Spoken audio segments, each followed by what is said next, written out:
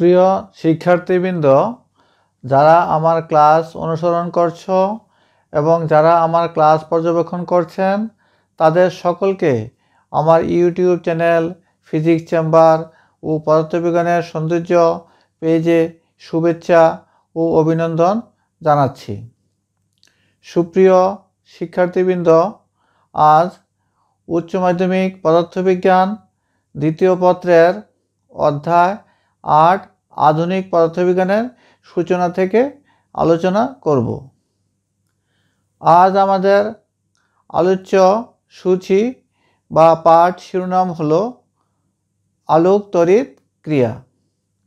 এখন আলোক তড়িৎ ক্রিয়া সম্পর্কে আলোচনা করব। যথোপযুক্ত উচ্চ কম্পাঙ্ক বিশিষ্ট আলোকরশ্মি কোনো ধাতব পৃষ্ঠে আপতিত হলে তা থেকে ইলেকট্রন নিঃসৃত হয়। এই ঘটনাকেই আলোক তড়িৎ ক্রিয়া বা ফটোতড়িৎ ক্রিয়া বলা হয়।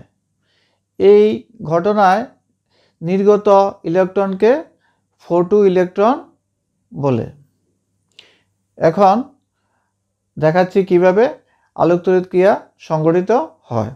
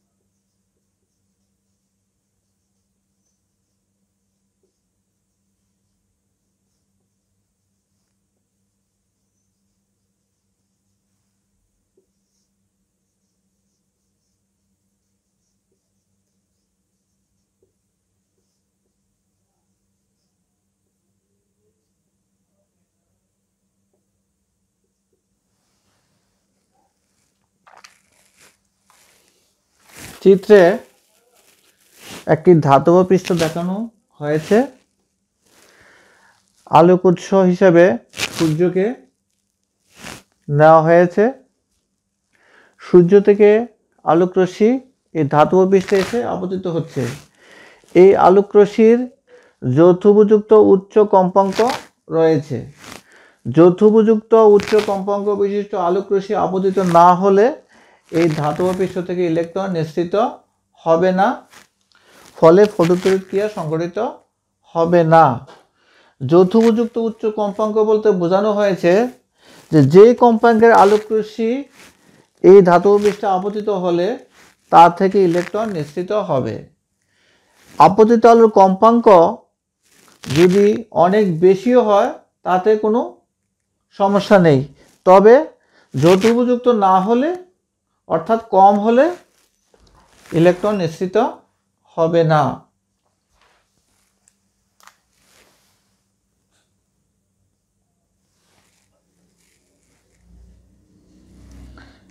এখন আমাদের ফটোতড়িৎ ক্রিয়া সম্পর্কে জানতে হলে কয়েকটি রাশি সম্পর্কে আমাদের জানতে হবে, যে রাশিগুলো এই ফটোতড়িৎ ক্রিয়ার সাথে সম্পর্কিত। তন্মধ্যে রয়েছে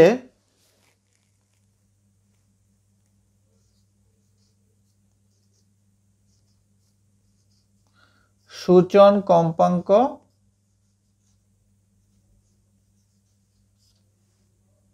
সূচন তরঙ্গ দৈর্ঘ্য,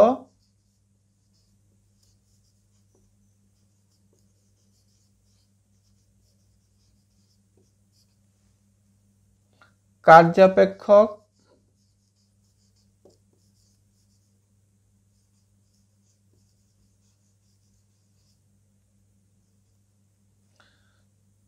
তারপর হচ্ছে নিবৃত্তি বিভব।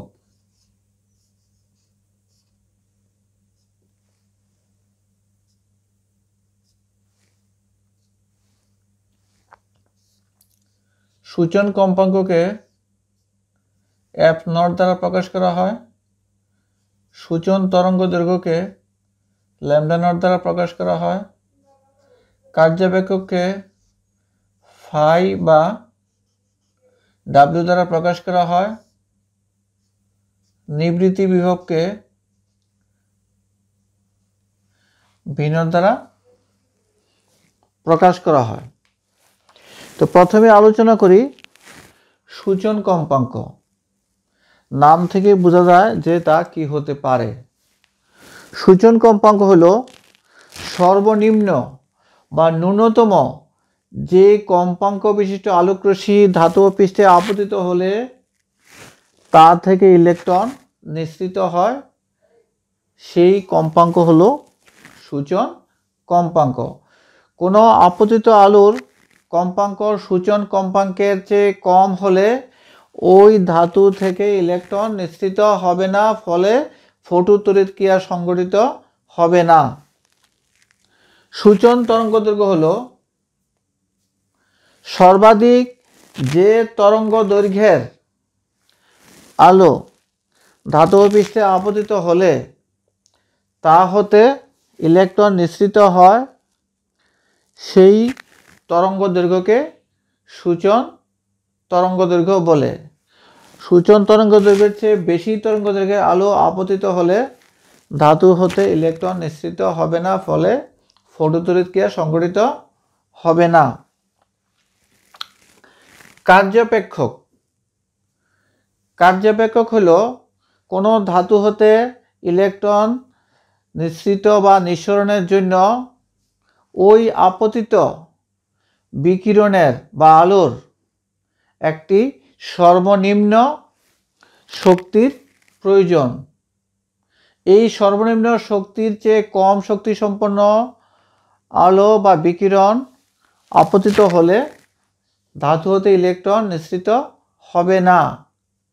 যদি তাই হতো তাহলে যে কোনো আলো বা যে কোনো কম্পাঙ্কের আলো কোনো ধাতব পৃষ্ঠে আপতিত হলে ইলেকট্রন বেরিয়ে যেতে পারত, কিন্তু তা সম্ভব নয়। নিবৃত্তি বিভব। আপতিত আলোর কম্পাঙ্ক যাই হোক না কেন, একটি বিভব পার্থক্যে বা একটি বিভবে ধাতু হতে ইলেকট্রন নিঃসৃত হলেও সেই ইলেকট্রন গতিশক্তি প্রাপ্ত হবে না, ফলে ফটোতড়িৎ ক্রিয়া চলবে না। সেই বিভবকে বলা হয় নিবৃত্তি বিভব। এখন আমরা দেখাচ্ছি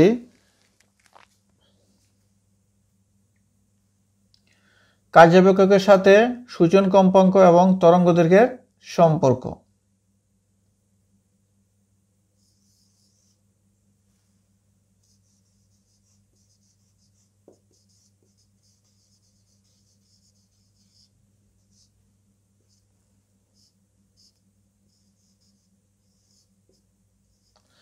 কার্যাবেক্ষক ফাই ইকুয়ালস টু হলো এইচ ইন্টু এফ নট। এখানে এইচ হলো প্ল্যাঙ্কের ধ্রুবক। একে আমরা আরো লিখতে পারি সি বাই ল্যামডা নট, যেহেতু সি ইকুয়াল টু হলো এফ নট ল্যামডা নট।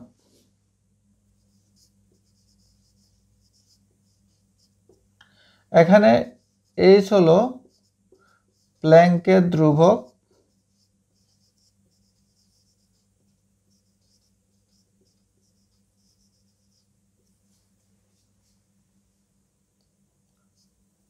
যার মান 6.63 ইন্টু 10⁻34 জোল সেকেন্ড। সি হলো আলোর বেগ,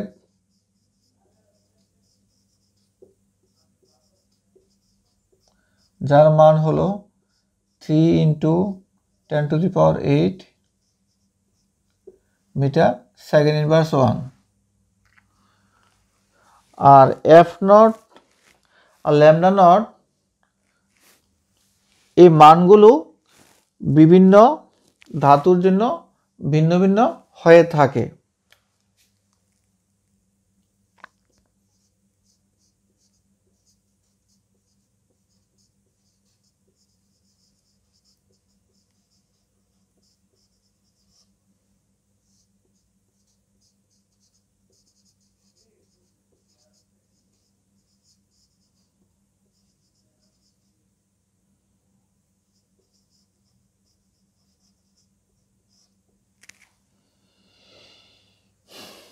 যে photo ইলেকট্রনগুলো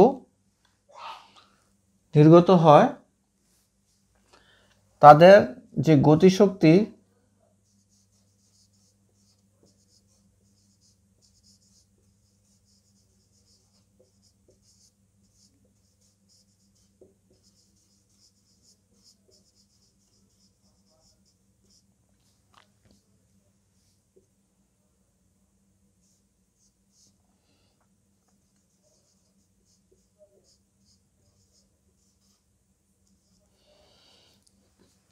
K max equals to e into v naught. E হলো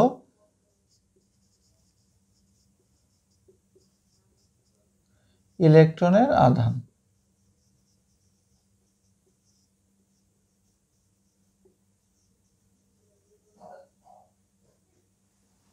তাছাড়া গতিশক্তি হলো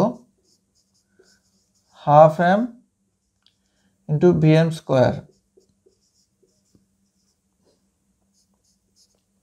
এখানে এম হলো ইলেকট্রনের ভর আর ভি এম হলো ইলেকট্রনের সর্বাধিক বেগ।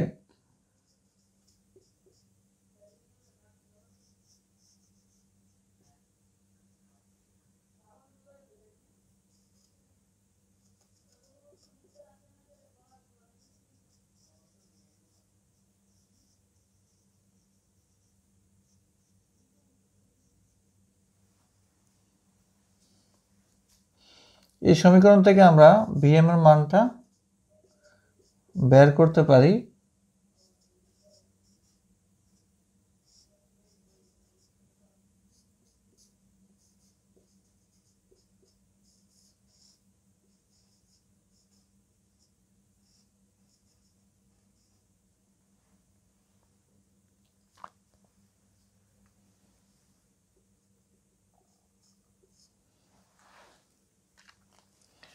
এই 1 নং সমীকরণ থেকে আমরা ফটো ইলেকট্রনের গতিশক্তি বের করতে পারি। আর এই ব্যাগের একক হলো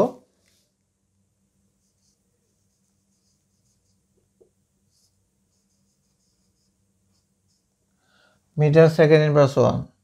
আর এই যে আমাদের কার্যাবেক্ষক, এই কার্যাবেক্ষকেরও একটা একক রয়েছে, যেহেতু এটি শক্তি, তার একক জুল বা ইলেকট্রন ভোল্ট। আমরা জুলও লিখতে পারি অথবা ইলেকট্রন ভোল্টও লিখতে পারি। আর এই এফ নট, এই এফ নটের একক আমরা লিখতে পারি হার্জ। সূচন তরঙ্গ থেকে একক হতে পারে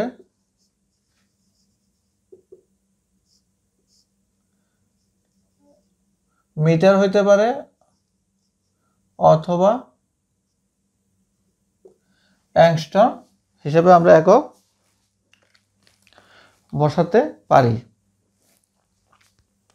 এখন আমরা আলোচনা করব ফটো তড়িৎক্রিয়া সংক্রান্ত আইনস্টাইনের সমীকরণ।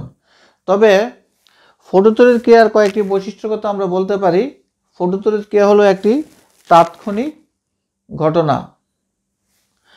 আর ফটো তড়িৎক্রিয়া আপাতত আলোর কম্পাঙ্কের উপর নির্ভর করে, আলোর তীব্রতার উপর নির্ভর করে না। তীব্রতা যত বেশি থাকুক কমে থাকুক, কিন্তু নির্ভর করবে কম্পাঙ্কের উপর। কারণ যথোপযুক্ত কম্পাঙ্ক না হলে ফটো তড়িৎক্রিয়া চলবে না।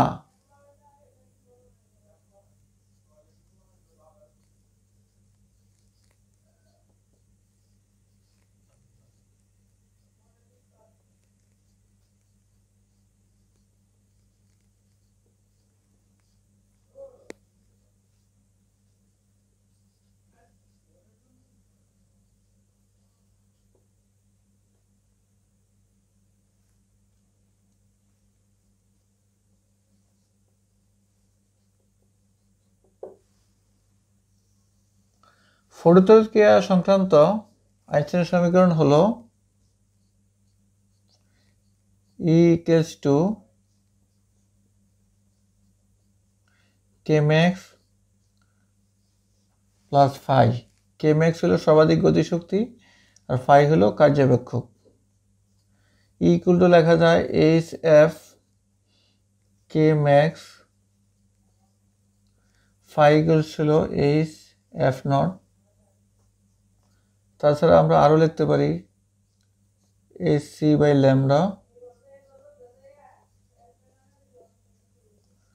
hc/λ not.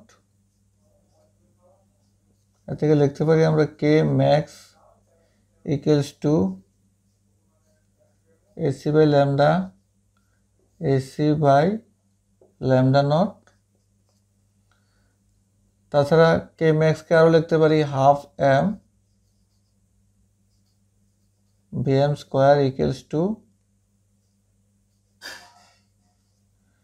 hc কমন নিলে 1/λ minus 1/λ not.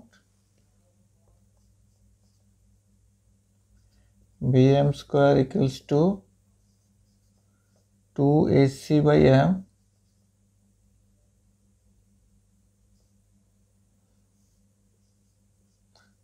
λ naught minus λ।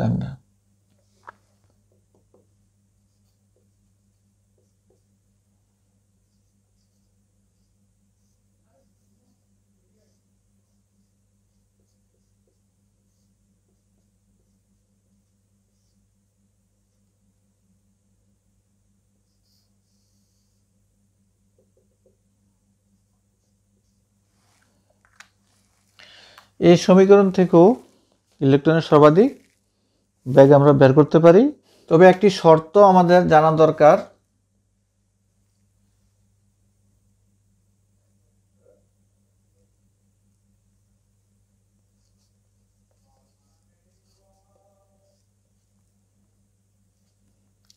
Lambda not অবশ্যই ল্যামডা থেকে বড় হতে হবে।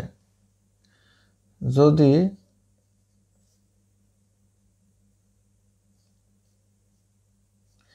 ই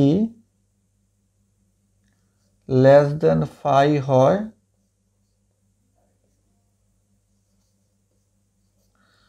তবে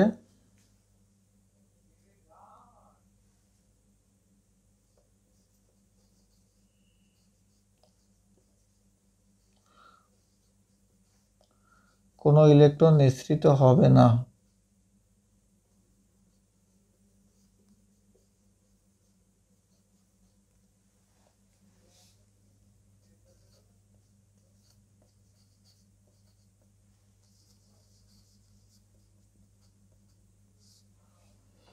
যদি ই ইকুয়ালস টু ফাই হয়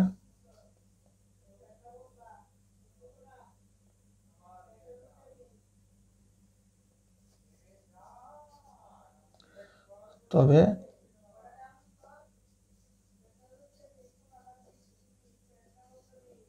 ইলেকট্রন নিঃসৃত হবে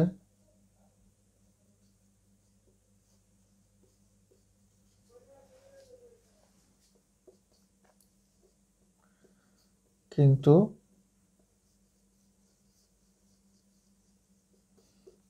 গতিশক্তি প্রাপ্ত হবে না।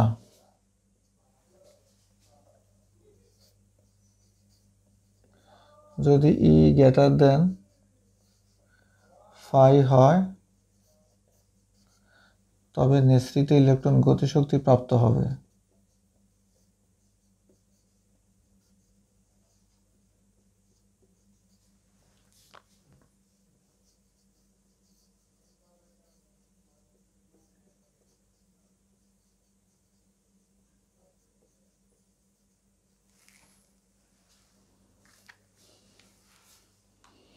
এই শর্তগুলো আমাদের জন্য খুবই গুরুত্বপূর্ণ, কারণ এই শর্তগুলা জানা থাকলে আমাদের সৃজনশীল প্রশ্ন সমাধান করতে সহজ হবে। এখন আমরা গ্রাফ থেকে আইনস্টাইনের সমীকরণ প্রতিষ্ঠা করব।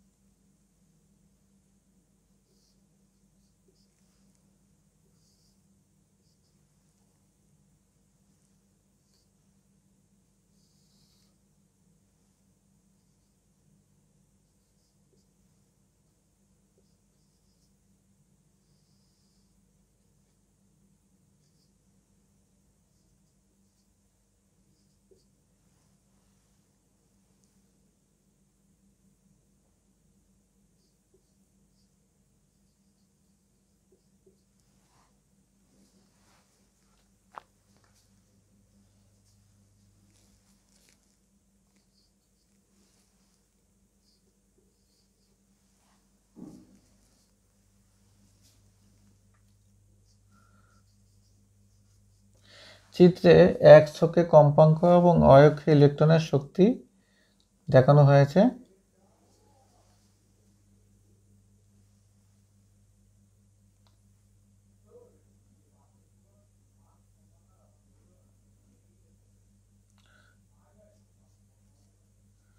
এবি রেখার ঢাল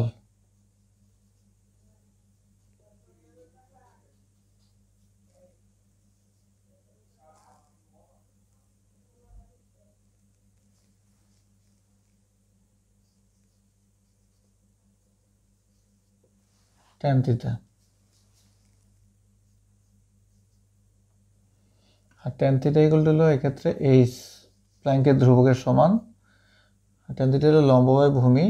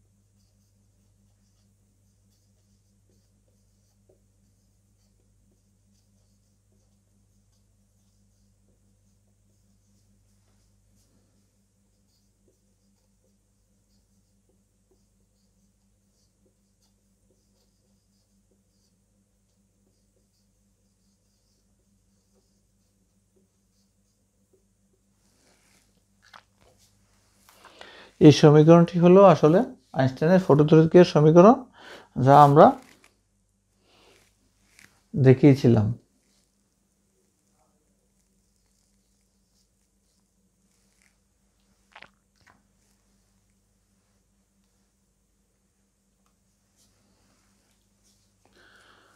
সুপ্রিয় শিক্ষার্থী, এতক্ষণ আমরা আলোক তড়িৎক্রিয়া সংক্রান্ত বিভিন্ন বিষয়াদি আলোচনা করলাম।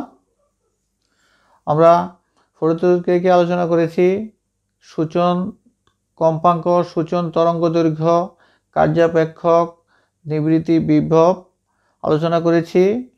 ফটোতড়িৎক্রিয়ার বৈশিষ্ট্য আমরা আলোচনা করেছি।